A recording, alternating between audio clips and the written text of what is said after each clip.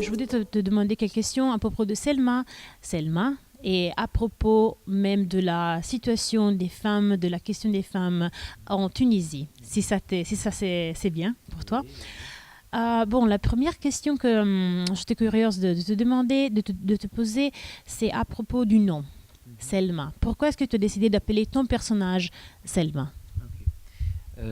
Déjà, Selma, c'est en français, on peut dire ça, c'est un prénom qui tourne autour de la sérénité, autour de la paix. Moi, j'aime bien le prénom Selma à la base, ça sonne bien, ça aide.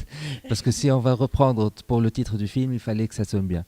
Mais en même temps, ça peut correspondre au personnage principal, à son combat, à sa façon justement de rallier les gens autour à sa cause sans que ça soit fait avec une force ou avec une agressivité, mais d'une façon assez tranquille, assez paisible. Donc Salma, c'est en gros, elle représente ce genre de combat. Et puis, à la base, c'était un appel à projet. Donc, il fallait écrire un scénario autour de la femme au travail, tout simplement. Donc, moi, je connaissais plus ou moins des femmes qui avaient une situation similaire à celle de Salma, en l'occurrence des femmes qui veulent reprendre le taxi et devenir chauffeur de taxi pour des causes comme par exemple le mari défunt ou pour trouver tout simplement un travail. Donc il y a de plus en plus de femmes chez nous qui deviennent chauffeurs de taxi, de louage, de train, de métro. Ça devient récent. Et c'était une occasion aussi de souligner quelques aspects de notre société et de rappeler que déjà les femmes en Tunisie c'est une fierté nationale parce que franchement c'est depuis des décennies on nous répète et c'est vrai, c'est le cas que notre femme tunisienne elle est vraiment combative, qu'elle est vraiment présente. Euh, Par exemple lors des dernières manifestations pour la révolution on les retrouvait toujours au premier rang. Elles ont risqué pas mal de choses pour notre révolution. Mais l'histoire de Salma, c'est pas que ça. C'est plutôt un combat, comme je disais tout à l'heure, beaucoup plus tranquille. Et c'est une femme qui, a priori, est d'accord avec tout, en surface, mais au final, ben, elle en fait qu'à sa tête. Donc voilà. Absolument. Oui. Absolument, tout à fait. Bon, j'ai une autre question. On voit de ton cours, bon, je ne veux pas dire ce qui se passe, car il faut le voir quand même. Mais la question de la belle-mère. Donc, il y a même pas, ce ne sont même pas les femmes, mais aussi, ce ne sont même pas les hommes, mais aussi les femmes qui essayent de retenir les femmes dans son rôle traditionnel. Est-ce que tu peux ajouter quelque chose? Oui, oui. Donc déjà pour essayer de mieux faire comprendre l'histoire, donc Salma veut reprendre le taxi de son mari et sa belle-mère a un autre fils qui est au chômage. Donc c'est un combat de force entre qui va reprendre le taxi.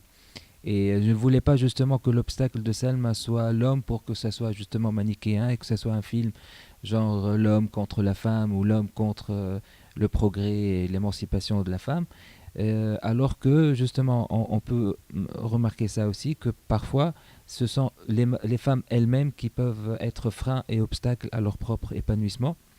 Donc c'est le cas ici, c'est que c'est la belle-mère qui, pour pousser le fils, le deuxième, qui est au chômage, donc pour elle c'est une priorité et que c'est beaucoup plus utile et logique surtout et prévisible que ce soit son fils qui reprend le taxi de son frère et non pas la femme.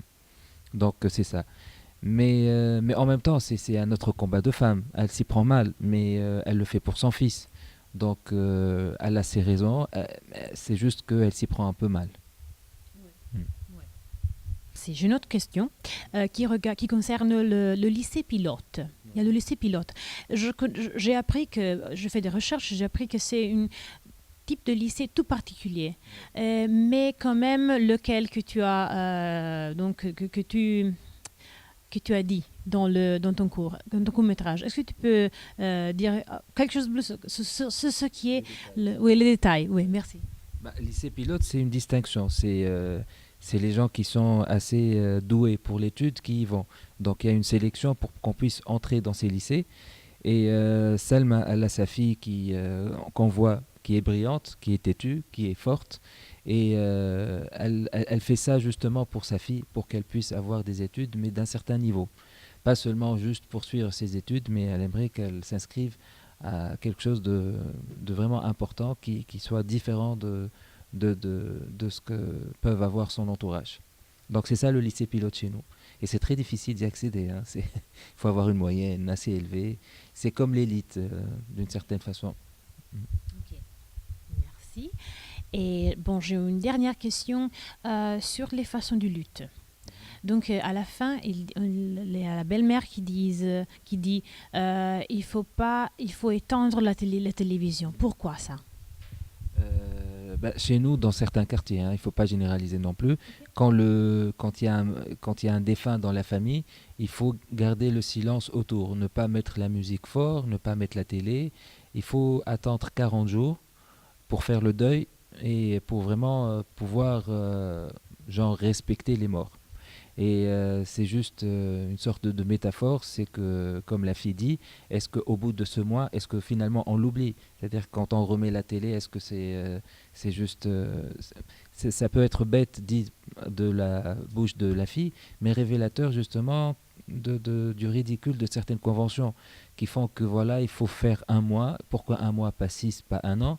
Pourquoi il faut ne pas mettre la musique alors que la musique, pour ceux qui ont perdu un être cher, peut être apaisante? Pourquoi allumer la télé et ne pas avoir le son? Donc c'est des choses, des conventions qui ont été établies et que certaines personnes, comme on le voit dans le film, ont du mal à comprendre, surtout les enfants.